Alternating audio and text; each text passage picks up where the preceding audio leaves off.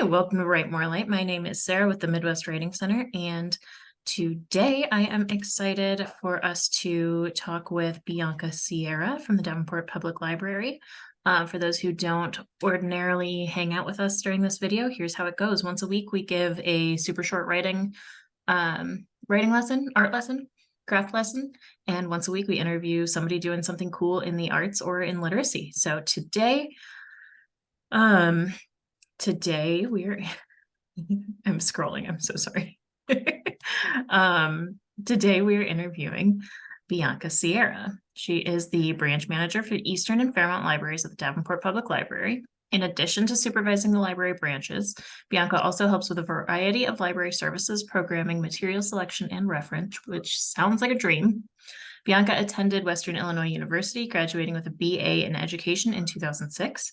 In 2011, Bianca began working at the Rock Island Public Library while attending online classes through Clarion University in Pennsylvania, working toward an MA in library science, which she completed in 2012. That's very fast.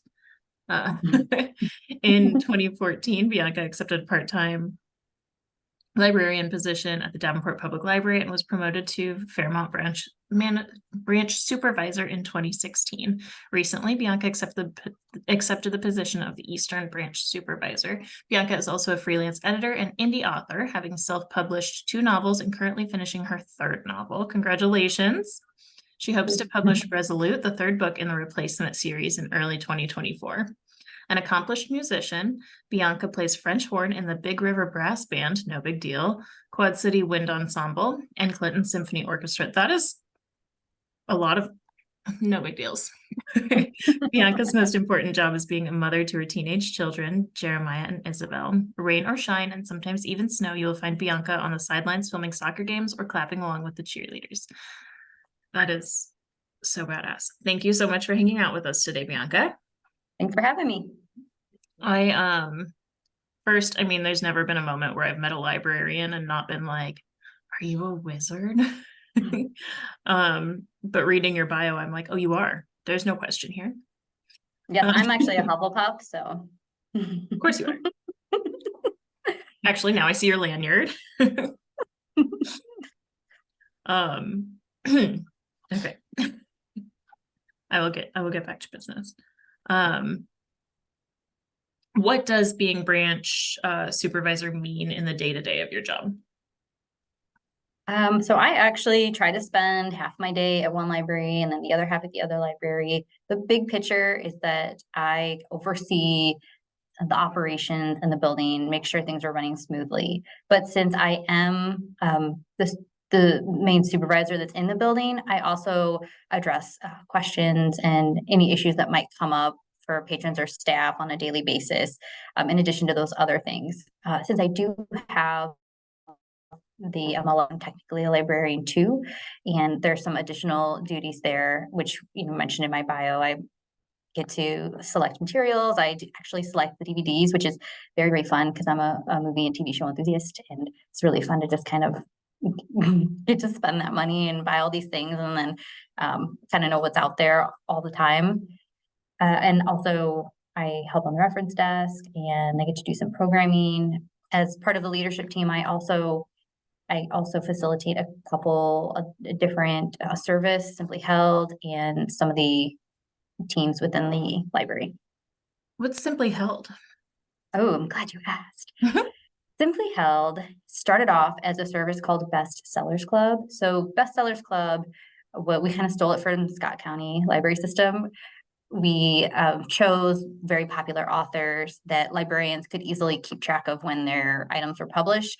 And we asked patrons, like, would you like to be placed on hold for these when we order the books? Because we order the books sometimes like 6 months ahead of when they even come out. So sometimes when you go to find your favorite book at the library, you will wonder why am I 137 in line?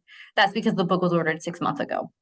So if you're part of this service, we will automatically place you on hold for the title when we buy it. And say we have 25 people part of the club for an author, we mix up that list every time. So you could be number 1. It really is completely random.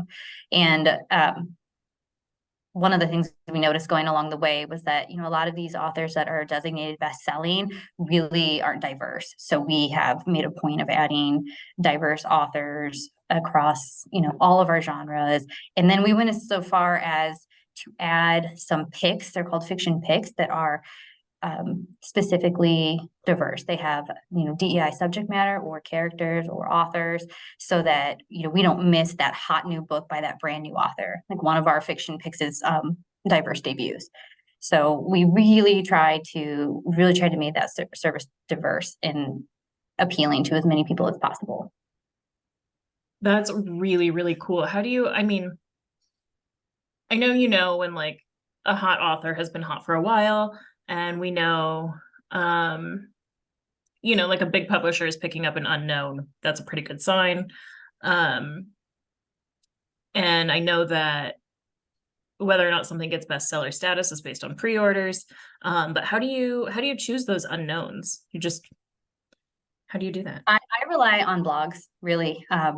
Combination of search terms. There's plenty of people out there that spend a lot of time reading books and want to talk about the hot new author, or, the what is it going to be the top 20 horror books, this year, or this, a lot of times it's quarterly, like spring, winter. So I go through those and I read, and I'm looking for, diverse subject matter and authors, and picking from there and trying to pick things that are relatively new. That's awesome. I love that. I spend more time than I'd like to admit on Bookstagram. So I love that could conceivably be a marketable skill. That sounds really incredible. I'm really envious. So I want to actually pivot a little bit before or into my next question. Knowing that you yourself are an author who happens to live in this locale, do you mind talking a little bit about your own work as a writer before we dive into the headliner, the local author collection? Sure, I will, and I'll try to keep it brief. So I, I've like the typical story. I've been writing, I wrote my first story on a typewriter, so I'm a lot older than I probably look, but I've always loved, since I knew how to spell words, I've always been writing stories, and always tinkered around writing this and that, never completing anything. And then maybe 12 or 13 years ago, my mom was like, I thought you were writing a book. You are a writer, because she had read some of the things, and she's my mom. So she kind of lit a fire under me. And I ended up finally, after 10 years of doodling, maybe it wasn't 10 at the time, maybe it was more like 7 years of doodling around with the story, I finally got it together and wrote it. And like many people have gone down this road, I was very excited about, being an author, and queried and tried to get my book out there and was unsuccessful. I didn't want to like abandon the story. And if you've talked to a lot of the authors that have made it, it's very rare that you'll hear them say, yeah, I wrote my first book and it was a hit. It's usually, and then I had to write another one and another one. And then it's book like 3, 4, or 5 that they finally can get in front of someone, and then it ends up getting published. It's very rare that, someone's very first novel is going to get noticed.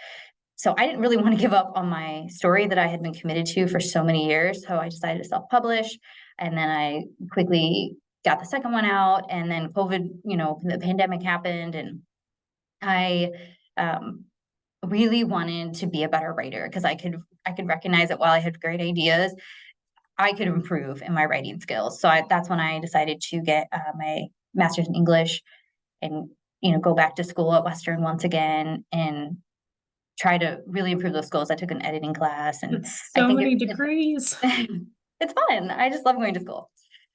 So anyway, it has been embarrassingly long that I have been working on my third novel of the series. But at the same time, it's like my mom is kind of the only one on the edge of her seat waiting for it. So I'm not too worried about it.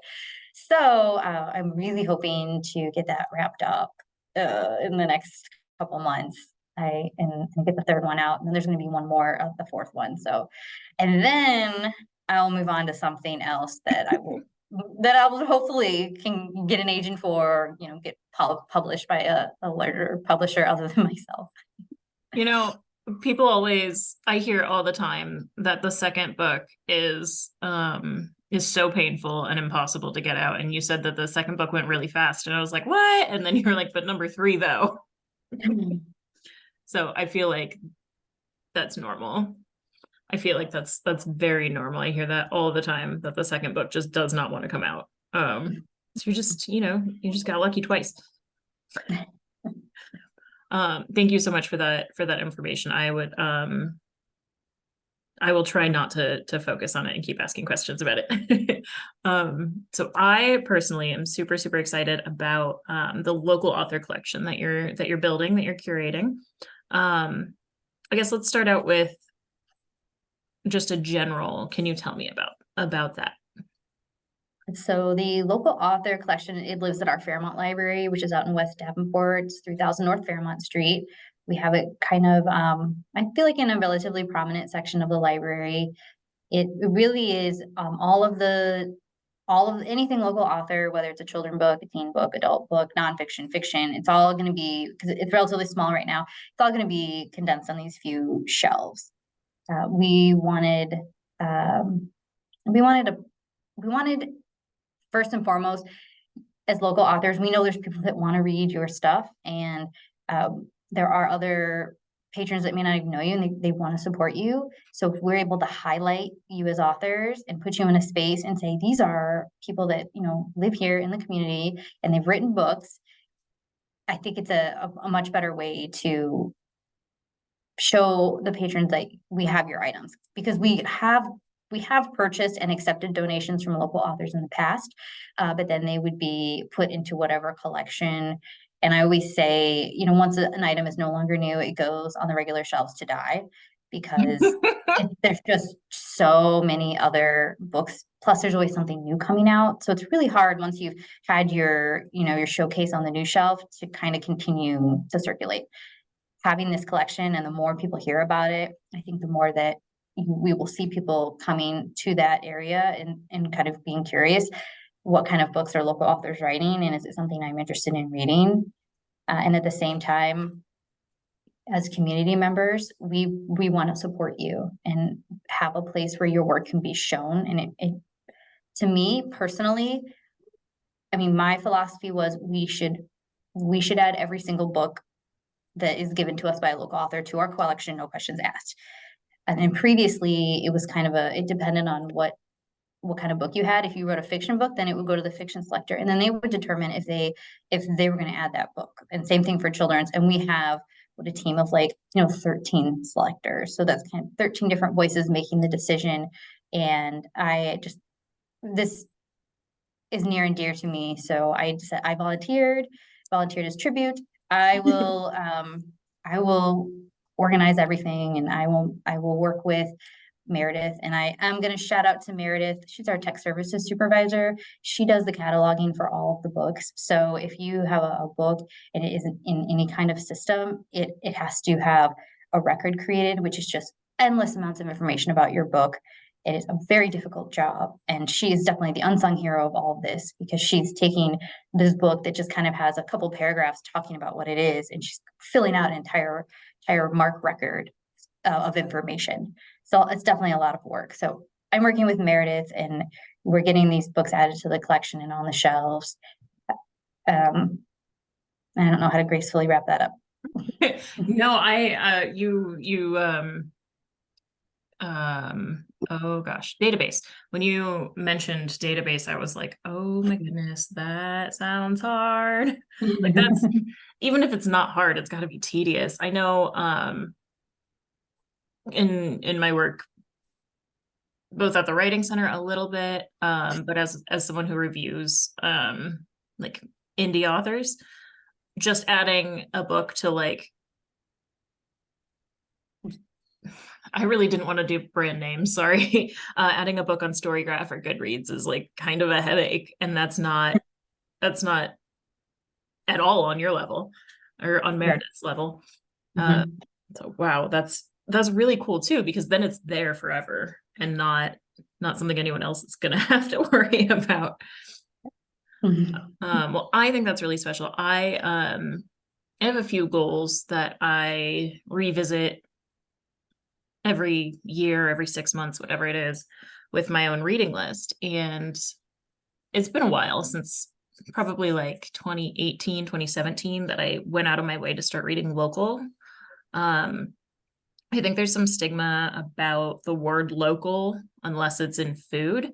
Where we're like local band, local author, and people are like, oh, that means not big, as if there's some bigness associated to quality or whatever. And so I'm really, really into reading local. And as someone who's involved in the literary scene in this area, I am still all the time meeting people I didn't know before and reading people I didn't know before who are like, 10 minutes from me by foot. So that's especially exciting for someone like me. And I think there are a lot of readers in the world, right? Not writers, or at least who don't call themselves writers, who are also interested in that and just don't know how to go about it. And this isn't something that I see often in libraries. I moved away. I'm from the Quad Cities. I moved away to Chicago, to Seattle, to Iowa City. And Chicago and Seattle had something like a local author section at all their branches. But it's still like,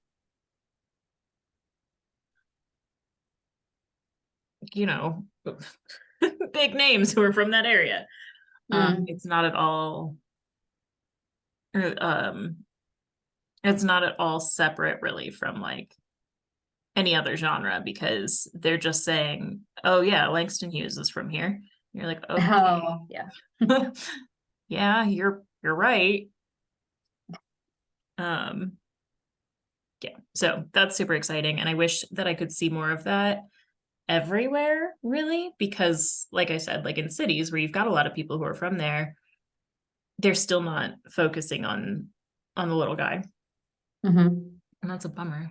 I have derailed a little bit, but I'm very excited about this. Now I know you have a definition of local, and I am guessing if it were me watching this, wondering if I could be part of this collection, where would I need to be from? So if you were born in Rock Island or Scott County, even if you haven't lived here in 20 years, that is your person that we think would really be great in our collection. And mostly because people probably know you that still live here. You might have family here. We think that there's, probably a good number of people that would be interested in having access to your work.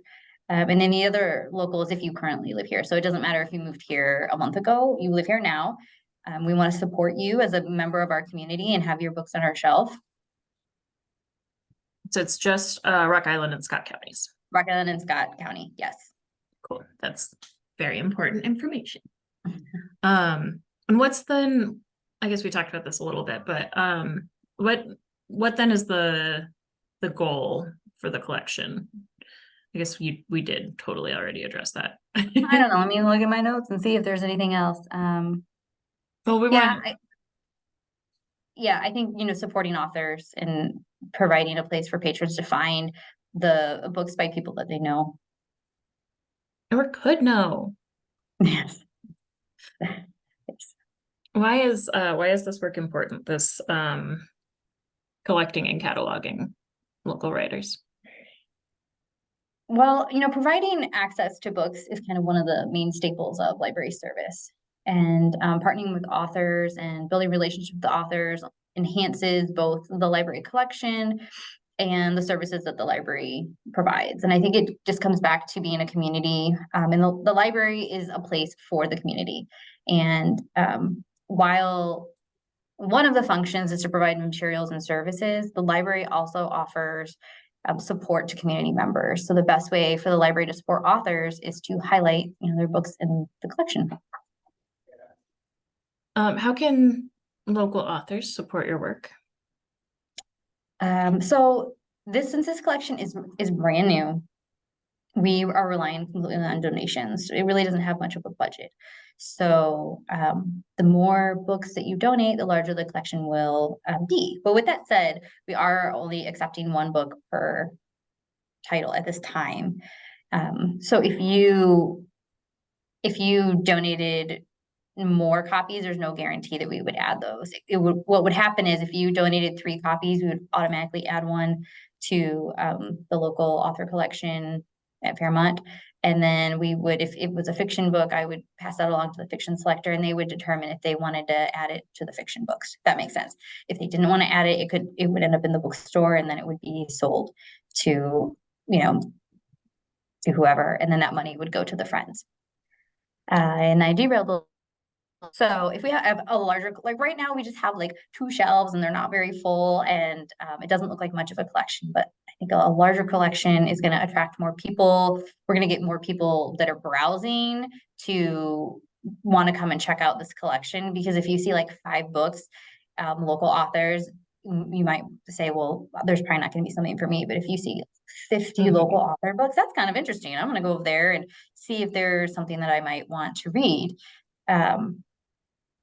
Oh, and having said what I'd said before about donating, if you do donate a copy to the library, there's nothing stopping the selector for that genre to buy more books. So if you donated a mystery book, the selector, all the selectors are going to be able to notice those books, and then they can say, oh, this sounds really interesting. I'm going to buy 3 copies. I'm going to put one at every library in the mystery collection. So it's another way for, the library to be actually buying your books, kind of a gateway to getting more books on your shelf.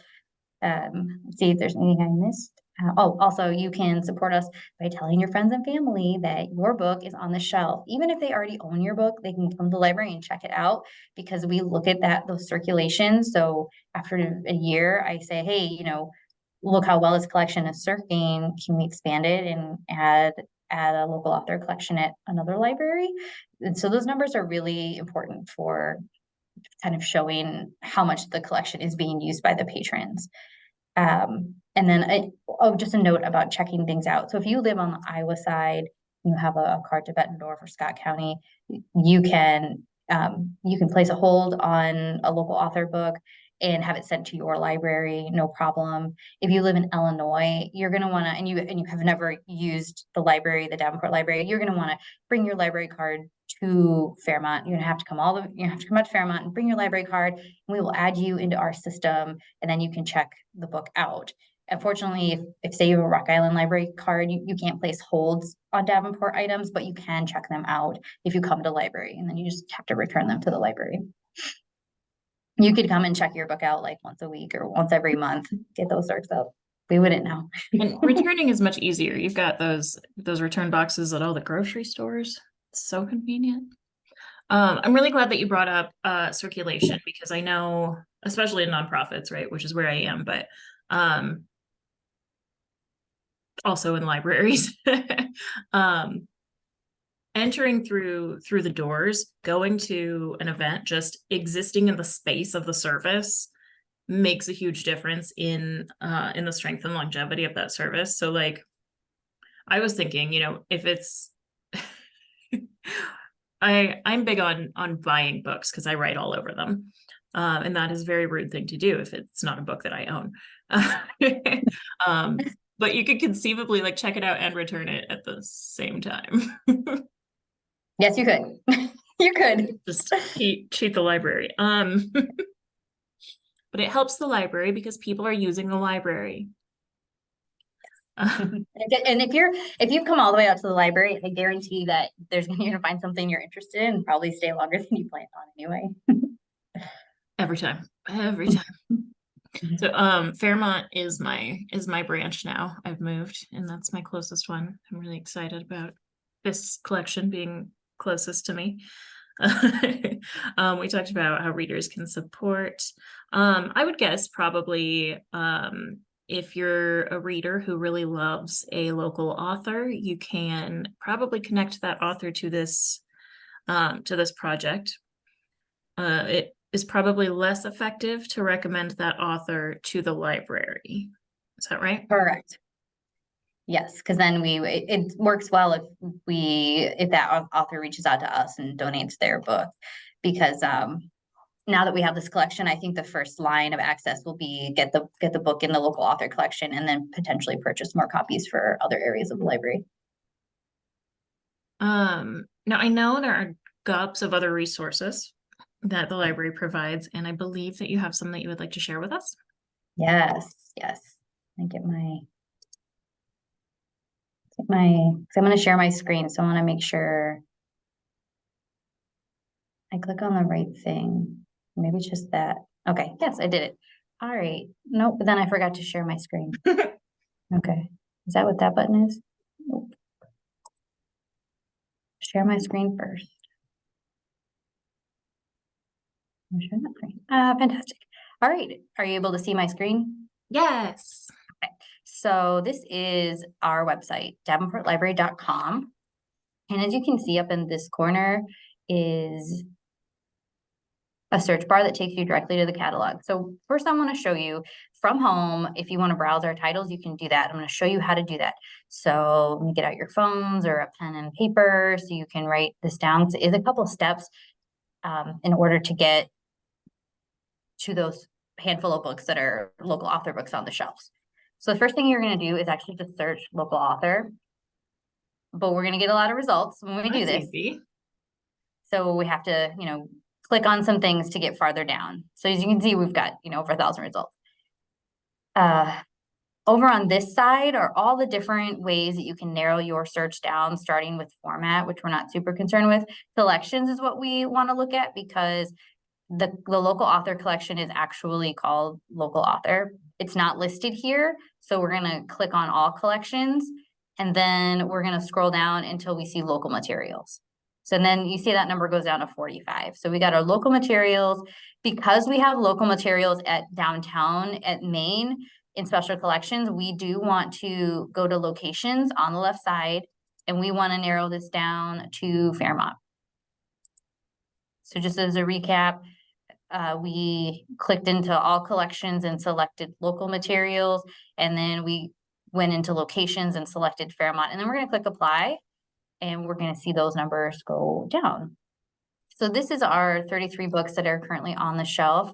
You can see the book, the author, the published date, and then you can see that it is at Fairmont. And if you clicked on this, another window would pop up that would show you the call number for it. Oopsies.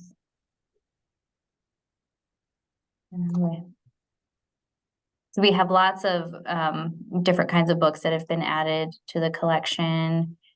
And then from here, if you found something that you liked, you could over here, if you have a Davenport card or Bettendorf card or Iowa card, that's where you can place a hold on that item. And you have to log in and go through all that whole process to place the hold. You can see whether it's not on the shelf or not. This little green check mark means that, it's on the shelf. There was one right here where it says red check mark. That means it's not on the shelf right now. So you wouldn't want to drive all the way out to Fairmont to get this book because it's not going to be there. And you could also always call us too if you don't have a local, if you cannot place a hold because you have an Illinois library card, you can call us and have us make sure that book is on the shelf, and we could even put it behind the desk until you get there that day, since we know you can't place the hold. You can tell them Bianca said that was okay.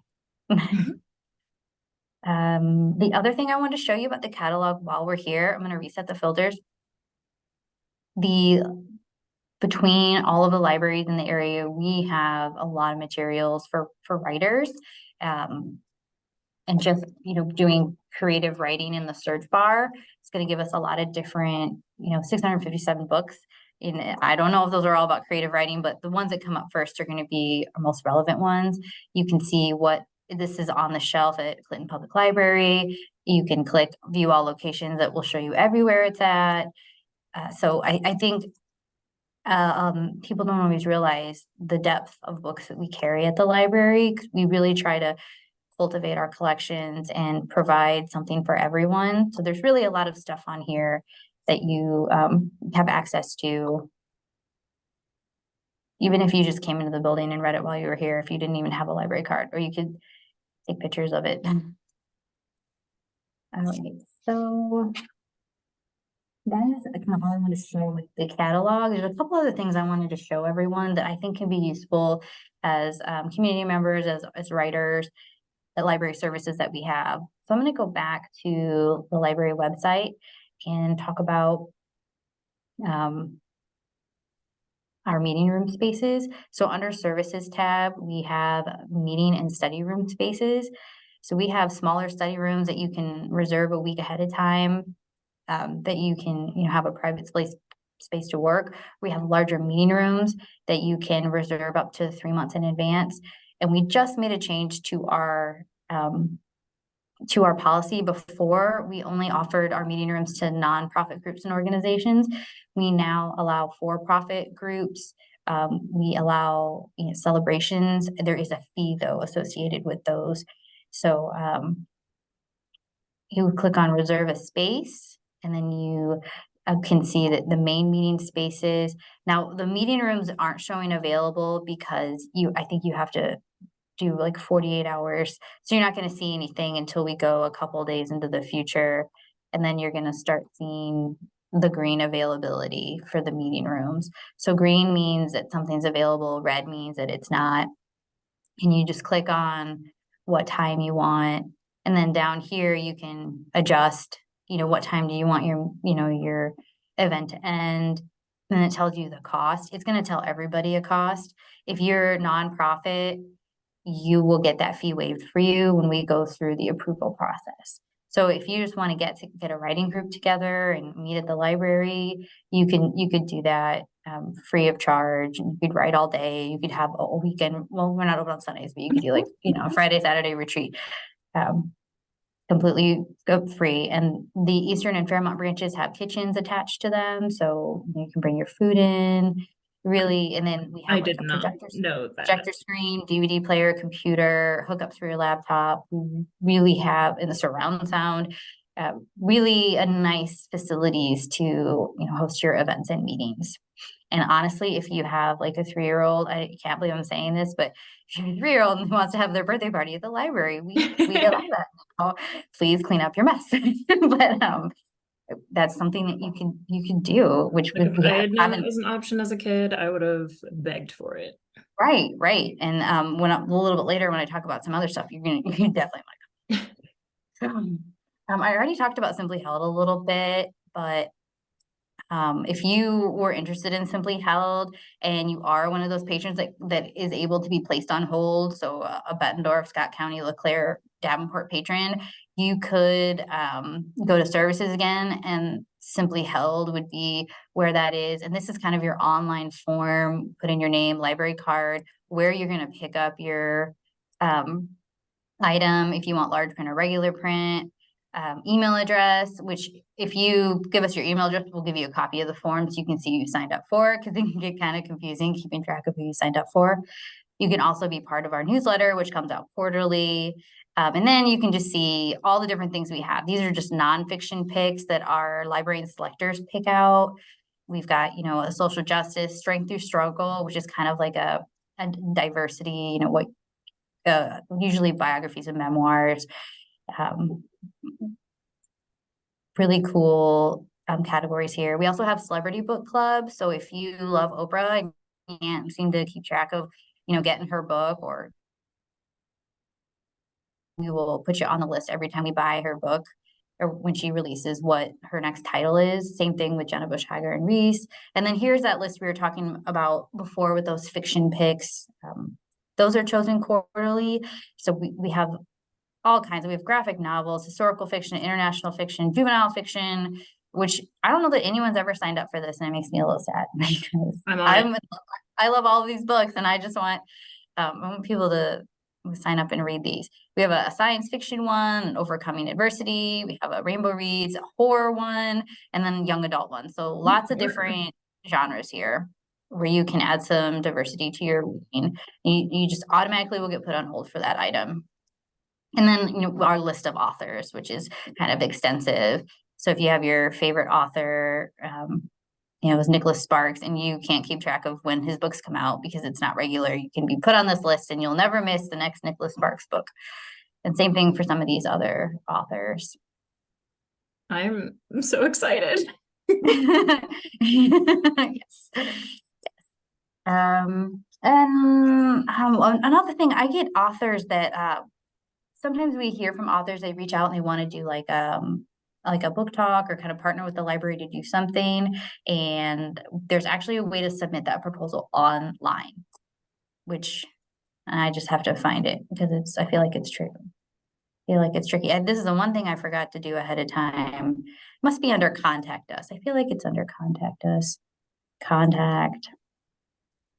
Oh, that drop down menu didn't show up. So that was under about us and then contact. About us. Yep, right there. And then Okay, it showed up this time. Never mind. yeah, contact. And then propose a programs. Let me get this out of the way. There's a lot of stuff on here and it's all very exciting. So what you want is the very last one on here that says propose a program. So you will click on it and it takes you to this contact form. It gives you information about, what kind of programs we are looking to do and some other things to note. Put your name and organization. And this isn't just for authors. And maybe you have a nonprofit or some other kind of organization that you want to partner with the library and do a program for our patrons. You can do this too. And then it goes to our assistant director who's in charge of programming. And then she kind of sends it to the appropriate person to review and see if it's something that the library wants to do. And then they can contact you. So this would be, a good thing to do if you're interested in some kind of, indie author program or something like that. And I think that was it for services that I wanted to talk about. I will stop sharing my screen. So I have a couple of clarifying questions about the local author books, and I'm going to ask them. And I didn't need to add anything to that sentence. So I've got a few what ifs. Would you accept an anthology in which one or more of the contributors is local? Yes. And then I personally, because because this is who I am and the work that I do, I have a shelf behind me. When you said 2 shelves, I was like, how many do I have? It's 2, but it's, bookshelf size, not library bookshelf size. What was I have my books organized by published locally. And as someone who is in local publishing, does that come into play at all if it's published locally but the author is not local? That doesn't happen to us a lot, but it could. Yeah, I think with our current guidelines, the author would need to be either native to the area or currently residing in the area. But that is something to consider, that so is this Midwest that publishes books by authors that don't live around here? I mean, in the 2 counties. Oh, they don't live in the 2 counties. We publish outside the 2 counties. Okay. Yeah. So that'll be something to think about and keep asking me things like that because it's a good question. It's not something that I can make a split decision on, but no, I expected the answer would be no because it's a local author collection. yes. I mean, currently, yep, the answer is no, but I definitely will keep that in mind. But the anthology question was fun and exciting because I feel like I'm drinking the same tea as you. Oh no, I moved it because my cat's here. Because we have a lot of Pearl City Press, right, in Muscatine publishes anthologies where we know like 6 of the people in the anthology are from Davenport, right? Yeah. Stuff like that happens. Or just, a local author is getting published a lot and we want to support them. Yes. Cool. Thanks. I have the wrong window open for looking at my questions. Is there, I feel like you answered this while you were giving us the tour, but I'm really grateful that you went through how to find those resources because I absolutely never would have searched local author in a search bar. I'm like, has to be a keyword, and that's not. I am am old with the internet. Um, but the other services too, the reserving space and proposing an event is super, super useful, super exciting. I feel like there's no one of the reasons libraries are so great is because there's no expectation of me when I walk in the door, right? Um, Mhm. so it's especially helpful to be able to be like, you know what, there's no reason not to have my event or whatever at the library. But do you have anything you want to add about why library resources are important? I feel like we've probably covered it well enough. Well, I think a lot of people that aren't regular library users still maybe think about libraries as a warehouse for books, where what libraries are today are community spaces. They're a place, they're a destination. This is something that, everyone contributes to as taxpayers, and everyone is welcome and wanted. And we offer so many different things that really there's something for everyone. And a lot of times I cannot tell you how many times someone walks in because their printer has broken and they're in the library to print something off that they need now.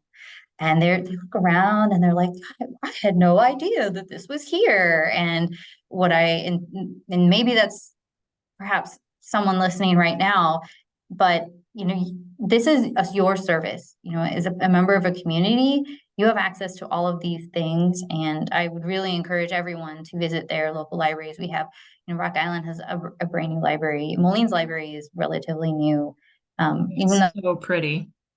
yeah, the two branches in Davenport are really new, and our downtown main one has gone through remodeling. We're really The libraries in this area are fantastic places to just be in, to gather.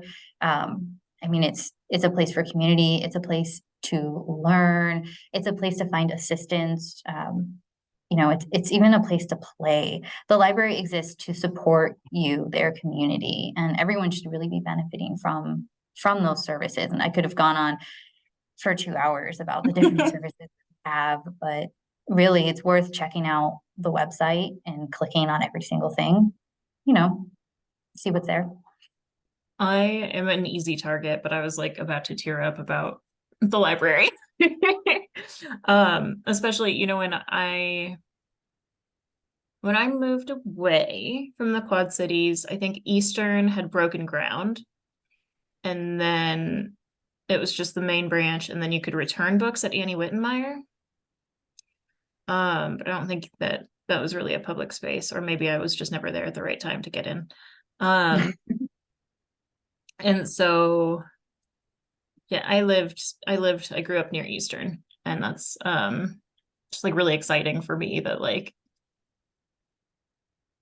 you know, 20 years ago I could have biked to the to the library, I guess.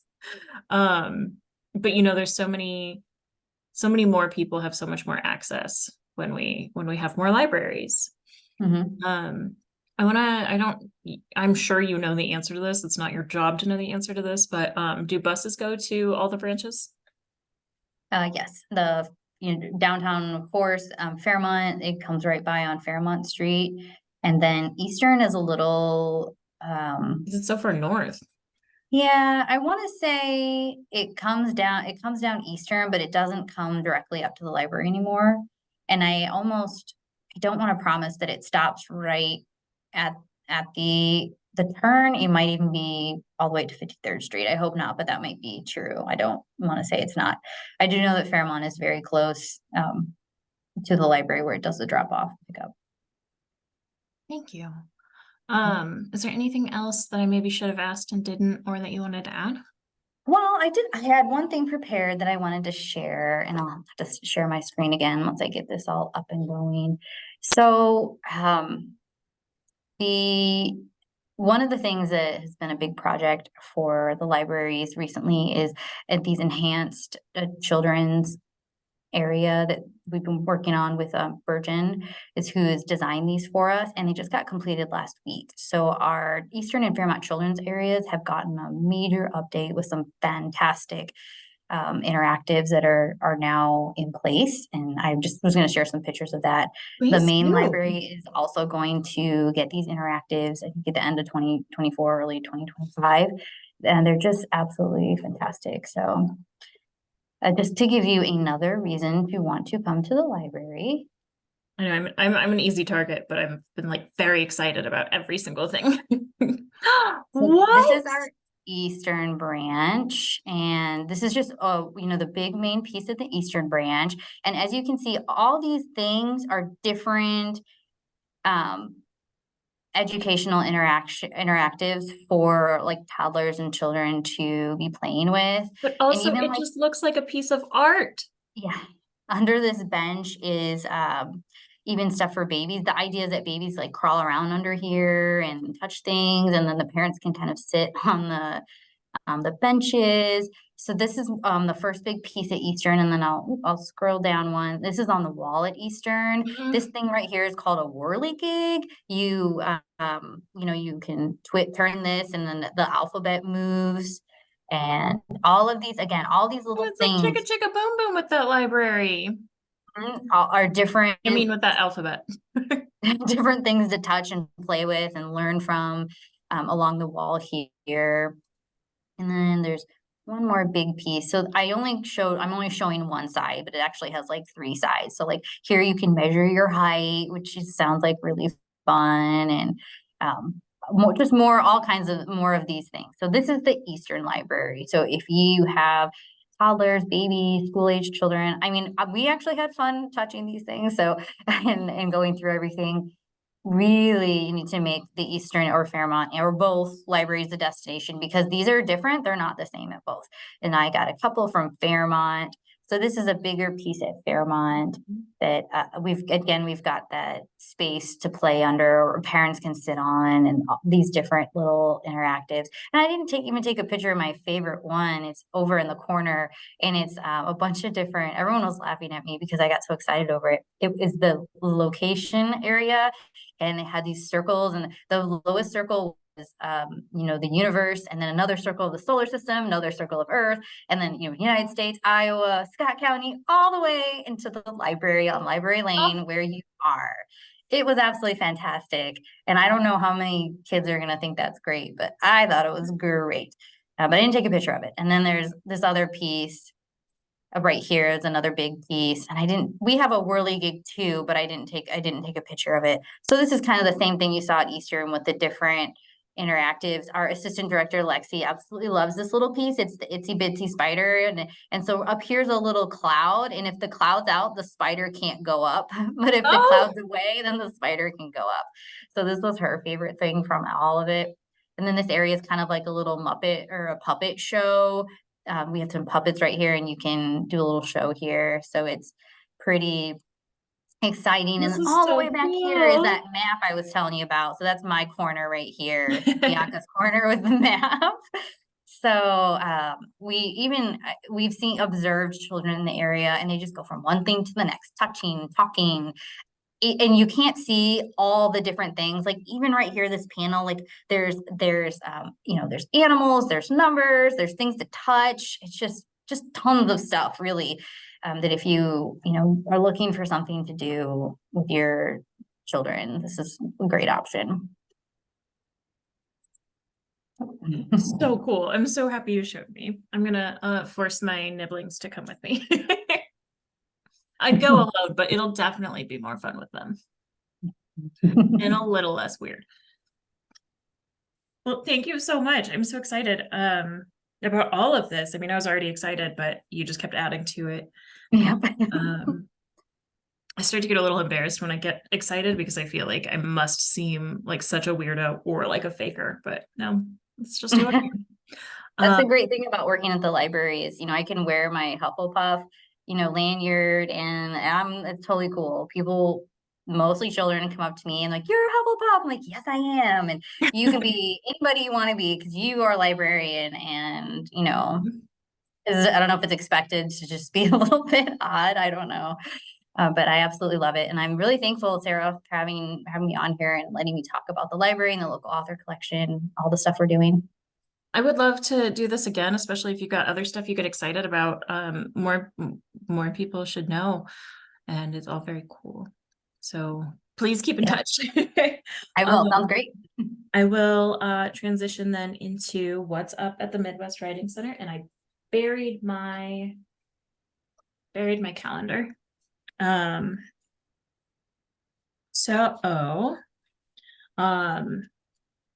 We've got all the regular stuff going on. Writers Studio, our totally free workshop group, meets the first and third Saturdays of every month. We do have one little wrinkle in that. Our in-person group will be meeting as usual on the 18th at MWC, which is ground floor of the Rock Island Public Library. Everything's normal about that, 11 a.m. to 1 p.m. Our online group has been rescheduled for that day for the 25th. But ordinarily it's always first and third Saturday of the month, 11 a.m. to 1 p.m. Totally free. A pretty holistic workshop group where we're together to help you get what you want out of your writing, not what our taste dictates. Then I think the next thing we have going on isn't till December, and I think that's our last thing of the year. Of course, we've got our year-end giving campaign is going to be starting here soon with Giving Tuesday. Giving Tuesday is the Tuesday after Thanksgiving. All the nonprofits that you love or pay attention to are going to be having the same ask on that day. After you've done all your shopping on Black Friday and Shop Small Saturday, Tuesday, and Cyber Monday. Tuesday, we're going to come around and say, hey, have you thought about donating? So please do. We're going to be putting out information on all of the things that we've done in the last year with your help. So you can see where that money goes and how we benefit our community with it. On December 2nd, we've got our last reading of the year in collaboration with the Brood Book on Harrison Street in Davenport. I grabbed the book so that I could show it. I usually forget all of my props. We will have author Theodore Wheeler in town. This book is from Little and Brown, so like no big deal. On his national book tour for the book, The War Begins in Paris. It's about two women in World War II who are correspondents for the war and get wrapped up in the politics of war.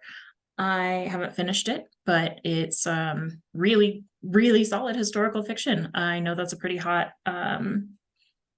genre, and we don't get to work with a lot of historical fiction novelists very often, especially on national tours. So it's going to be pretty exciting. That's, of course, totally free at the Brood Book, 2:30 p.m. on Saturday, December 2nd. Then we're going to just keep bothering you virtually instead of in person. We're going to keep having Write More Lights on Tuesdays and Thursdays. The schedule is a little weird, of course, with holidays interrupting our regular schedules. And then the first thing we've got going on in the new year, January 18th, we will have a fiction workshop with Logan Hoffman-Smith, a Iowa Writers Workshop graduate, called Vertical Writing in Fiction. Information about that will be out very soon. So yeah, please keep hanging out with us. And I'm going to leave you with a prompt to move forward with, and I would like you to think on the concept of local. Put a 5-minute timer out and write whatever comes. Bianca, thank you so much for hanging out with us today, and to everyone, please write more light into your life.